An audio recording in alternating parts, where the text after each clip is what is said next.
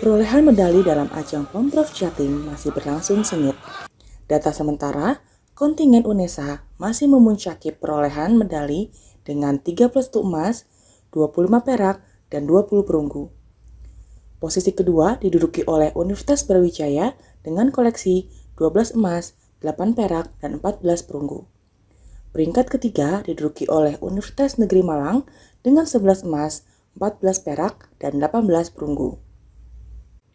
Kontingen UB masih berjuang untuk menambah medali emas dari beberapa cabang olahraga agar dapat mengamankan posisi runner-up pada ajang bergengsi dalam bidang olahraga ini. Beberapa cabang olahraga masih akan dipertandingkan pada hari ini hingga penutupan pada tanggal 22 Juli besok hari.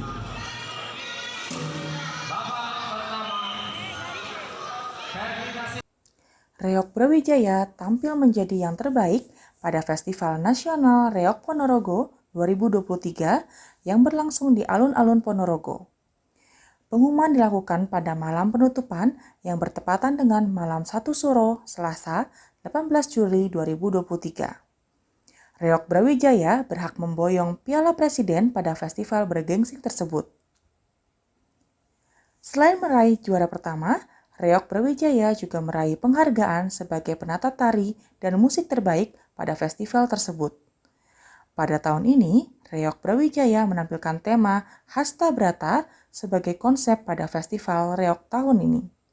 Karya ini sudah dilatih sejak bulan Februari dengan intensif, sehingga pada Festival Reok Nasional, kontingen UB dapat menampilkan karya terbaik untuk melestarikan Reok Ponorogo. Ranking 4, nomor penampilan 11, Taruno Suryo SMA Muhammadiyah 1 Ponorogo. Ranking 3, nomor penampilan 27, nama grup Suryo Manggolo Mudo SMK Muhammadiyah 5 Purwantoro Kabupaten Wonogiri. Ranking 2, nomor penampilan 20, nama grup Surakarta Hadiningrat dari Surakarta. Ranking 1, nomor penampilan 17, Reok Brawijaya dari Universitas Brawijaya. Festival Nasional Reok Ponorogo ke-28 tahun 2023 diserahkan kepada Reok Brawijaya, Universitas Brawijaya, Malang. Reok Brawijaya.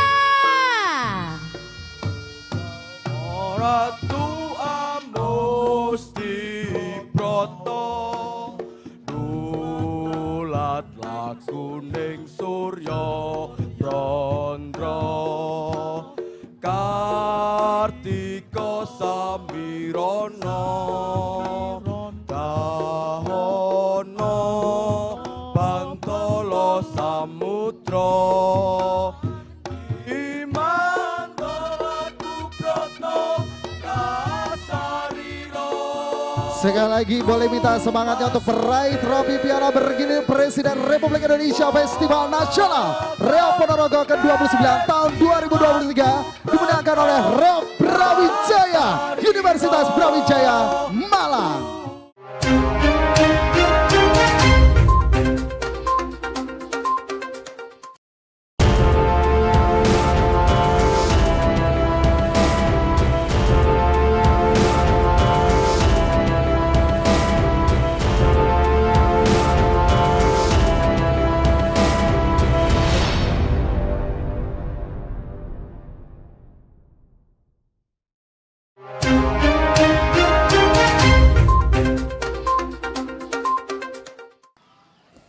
Pengembangan desa wisata Desa Klino saat ini masih terkendala dalam penyusunan roadmap bagi desa tersebut.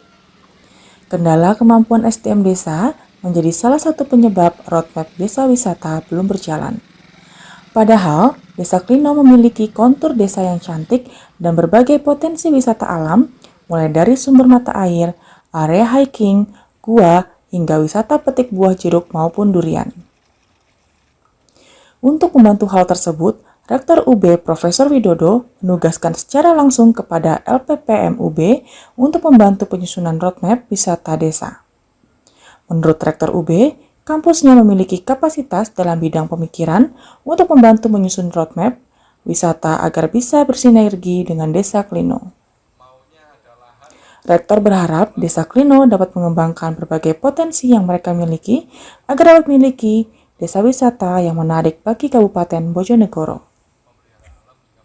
Ya, tentunya kita di perguruan tinggi kan lebih ke arah supporting di bidang pemikiran, ya. Nah, pemikiran apa diantaranya adalah mungkin kajian-kajian bagaimana untuk mengembangkan Klino menjadi desa wisata.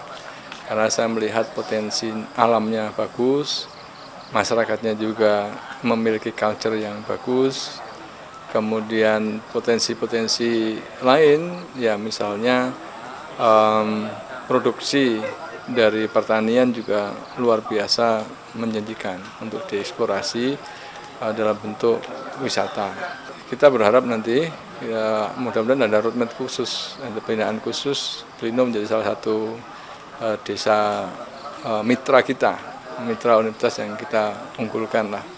Karena aksesnya juga saya kira bagus, ya, dan dari potensinya menarik juga, dan sifat-sifat yang sifatnya unik ini akan menjadi daya tarik untuk kajian-kajian saintifik dan juga untuk publikasi untuk proses internasionalisasi dari universitas dan juga masyarakat Indonesia. Keinginan Desa Klino untuk menjadi desa wisata disambut baik oleh Universitas Brawijaya. Rektor UB Profesor Widodo langsung menugaskan LPPM UB untuk membantu agar Desa Klino memiliki roadmap yang jelas dalam mewujudkan desa wisata. Berkenaan dengan hal tersebut, LPPM UB akan menurunkan tim untuk melakukan kajian awal mengenai berbagai potensi wisata yang dapat dikembangkan di Desa Klino. Selain itu, LPPM juga melihat perlunya ada kerjasama dengan perhutani karena Desa Klino berbatasan langsung dengan area perhutani. Kerjasama ini diperlukan agar nantinya langkah Desa Klino dalam mewujudkan desa wisata dapat berjalan lancar dan dimengerti oleh semua pihak yang bersinggungan dengan desa tersebut.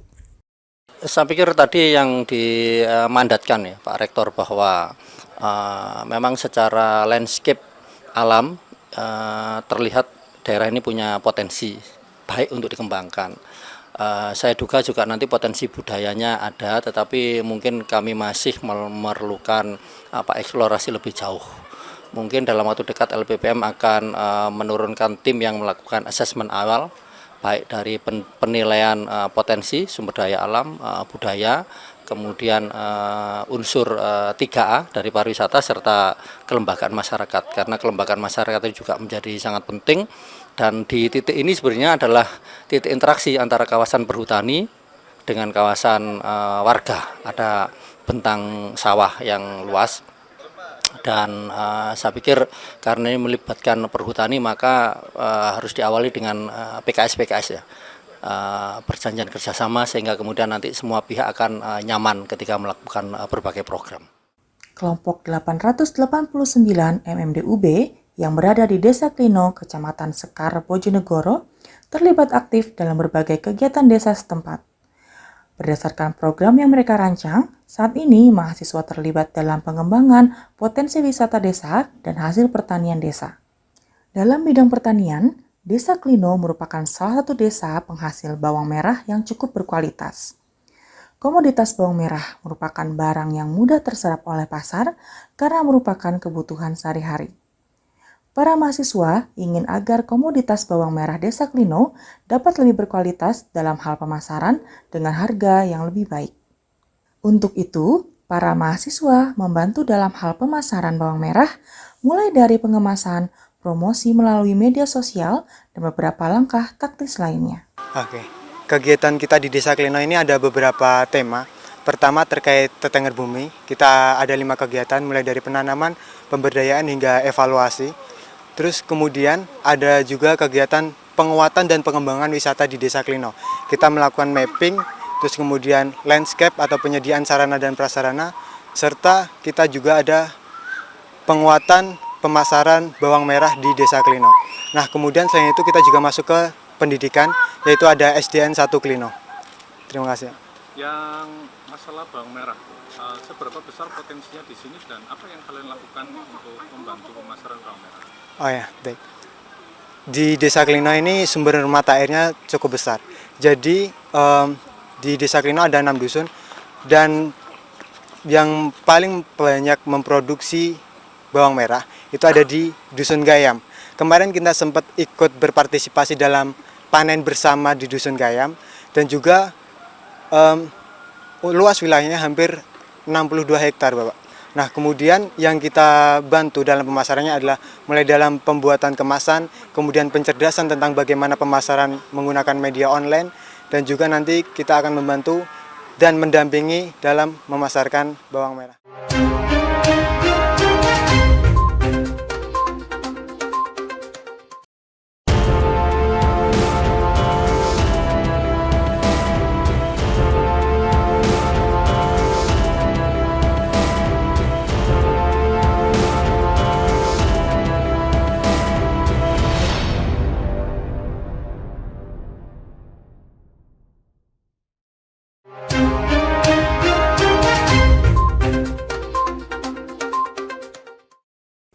Potensi wisata Desa Klino saat ini masih belum dapat dimaksimalkan karena belum memiliki roadmap yang memadai.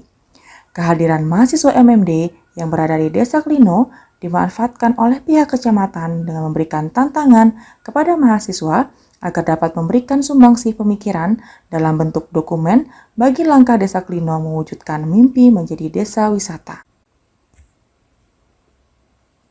Konsep tersebut penting agar Desa Klino dapat memulai langkah dalam mewujudkan secara perlahan konsep desa wisata mereka. Dengan letak paling tinggi di Kabupaten Bojonegoro, Desa Klino memiliki pemandangan alam yang menarik dengan berbagai potensi wisata lainnya seperti wisata petik buah jeruk, buah durian, wisata pendakian, dan lainnya. Diharapkan mahasiswa MMDUB dapat menyusun beberapa pemikiran yang dapat membantu pihak desa dalam mewujudkan konsep desa wisata tersebut. Jadi kami menerima mahasiswa ini 2 kali. Yang pertama kali itu di Pendopo oleh Ibu Bupati, kami juga ikut hadir. Kemudian di kantor Kecamatan Sekar waktu itu kami juga sudah memberikan beragam wawasan.